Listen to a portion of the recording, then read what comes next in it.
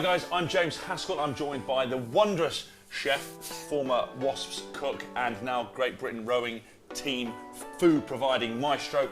Our next recipe is the steak burrito. Omar, take us through it. Mate, so a little bit more to this one, but still really simple cooking, okay? This is perfect for the Sunday breakfast. If there's you and the missus there, you could sort of wow her. Bit of impressive work. Mate. Well, single man out there, if you get lucky, this could be the way to cook breakfast the next morning. So mate, we're gonna make a really quick, delicious barbecue sauce, Okay. So the barbecue sauce in this is really important, okay? So we've got a little bit of our tomato sauce again. Okay. Okay, so we're gonna go in. Is this tomato sauce, is this from a tin? Have you made this yourself? So mate,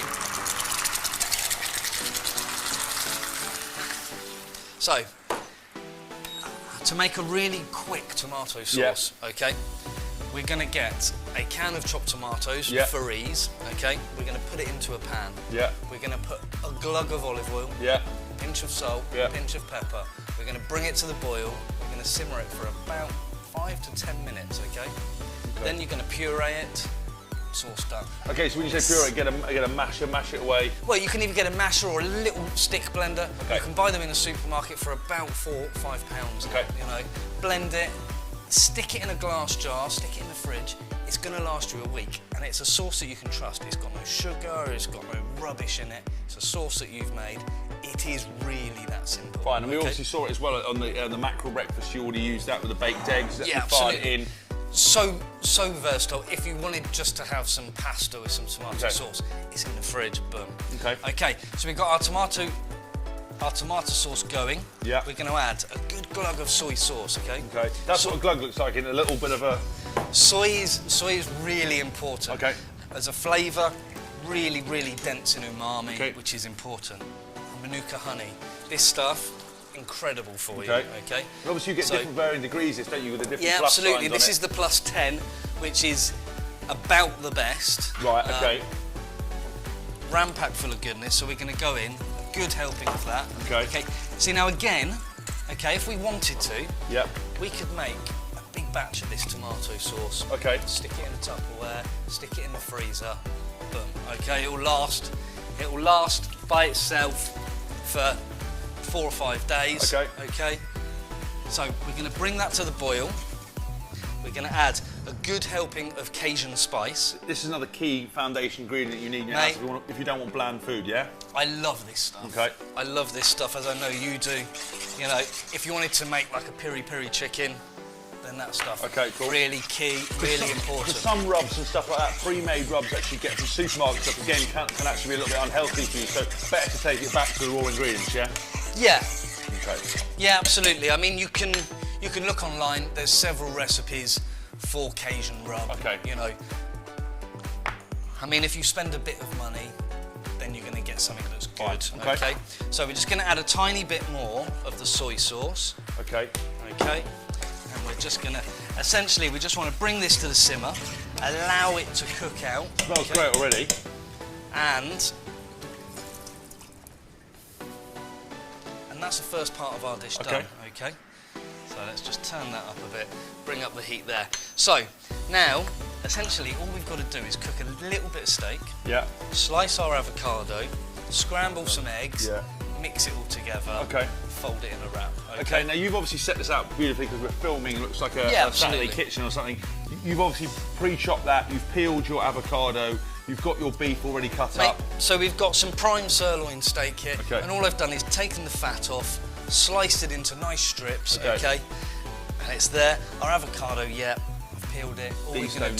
All we're going to do is simply just chop it up, okay? That chopping tech is, I love it every time. Avocado is such a beautiful thing, isn't it?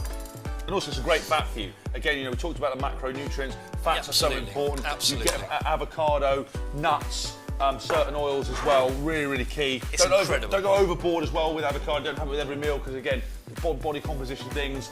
But it is so essential to get that kind of fat in. It really is. It really is. So, mate, I'm just going to give this spoon a quick wash, and then I'd like you, the tester, just have a quick try of that sauce.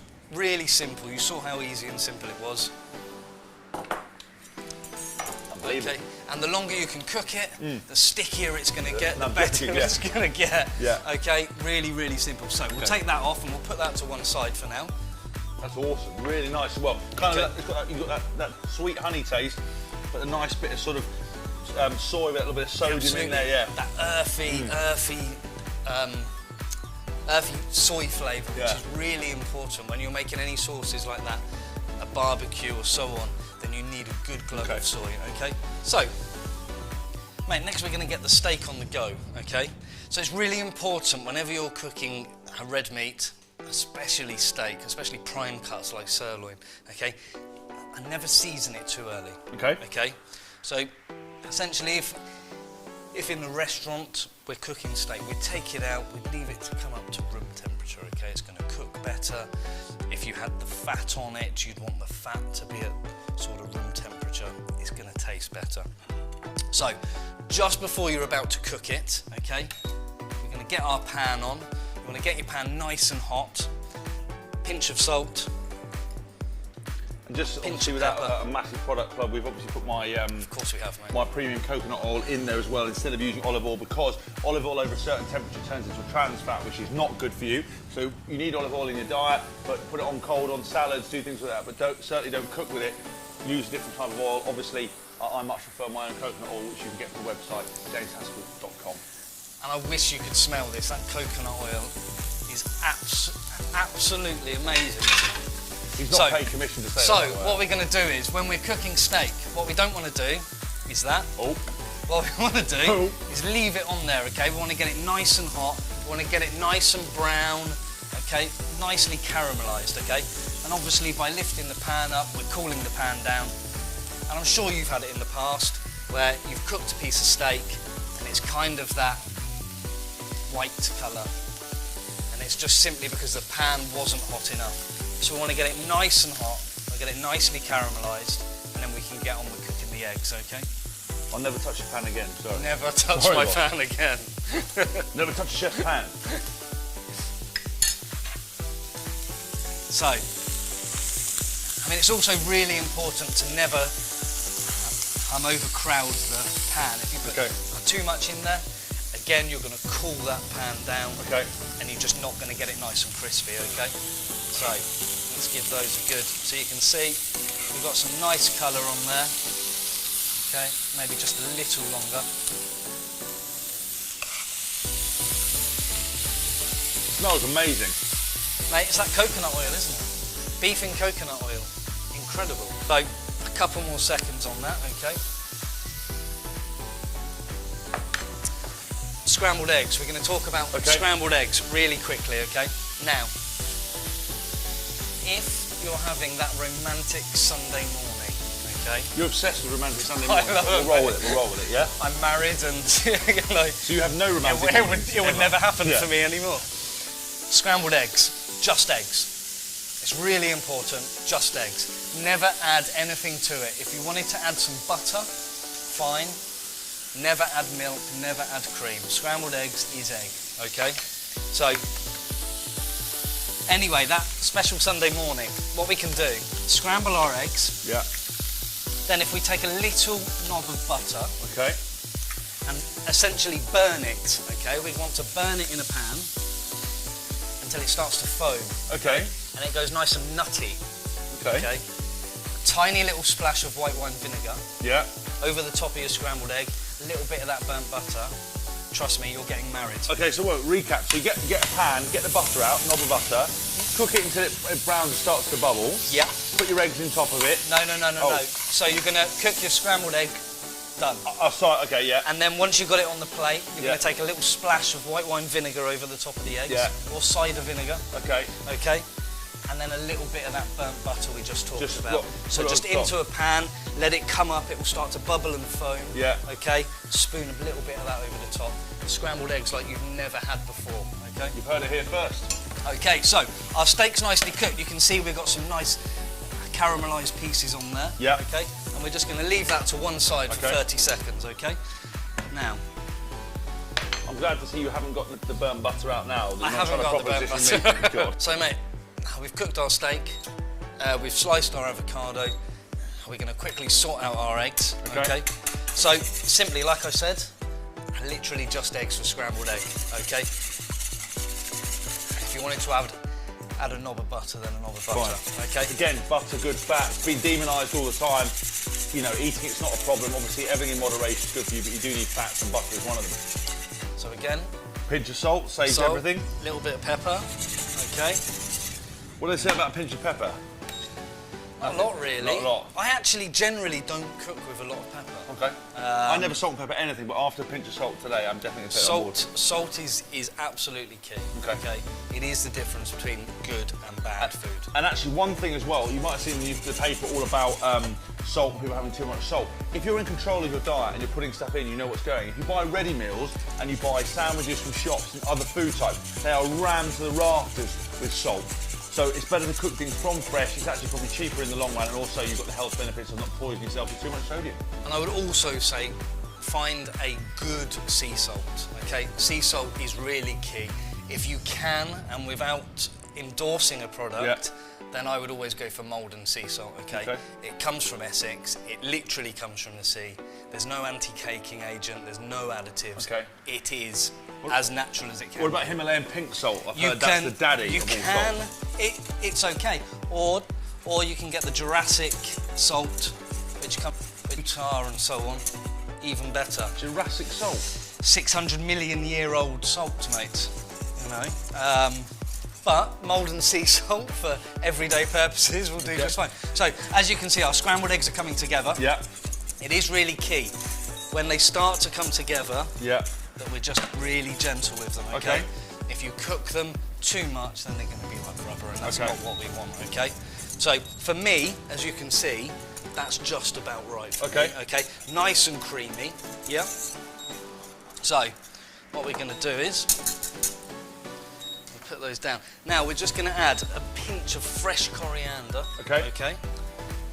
And that's just really going to lift it. It's going to give it that freshness, you know. Now we're going to put our avocado in as well. Okay. And then we're just going to give it a good mix up. Now, I mean, if you wanted to, you could add a little bit of Gruyere or some grated cheddar cheese into this. Really delicious. It depends where you are on your diet. And what you want to include. And actually, because obviously fat is a great energy source as well, and actually better in carbohydrates in some ways. Again, having this in the morning before you do a session, before you do your big weightlifting session or a rugby session, this will be a great energy meal to get you started for the day. God, and really delicious. Really delicious. So, if you do say so yourself. If I do say so. So, we've got some wholemeal wraps here. Okay. We're going to take a little bit of our delicious quick-made barbecue sauce, okay, which you've made in advance. I have, You've got a nice big jar in the fridge, sat there, okay. We're then going to go in with our scrambled eggs. I'm interested to see your wrap techers here, because mine is horrific. I always get the all bulging out and everything else. The secret is, if you've got a gas hob at home, turn it on, get your wrap, and literally just throw it on the gas, 2-3 seconds, turn it over, okay. It just warms up the gluten, it makes the bread more pliable. Okay? Right, so it won't tear. It won't tear. Right, perfect, okay. If you haven't got a hob or you don't want to, in the microwave for about 5 seconds. It just warms it enough and it makes it pliable. Perfect, okay. So, as we've not done that here, we're now going to see how good my technique is. Okay. So, we've got our scrambled eggs in there. It looks great already. Okay, we're going to go in with some steak. Never cook hungry. Never cook hungry.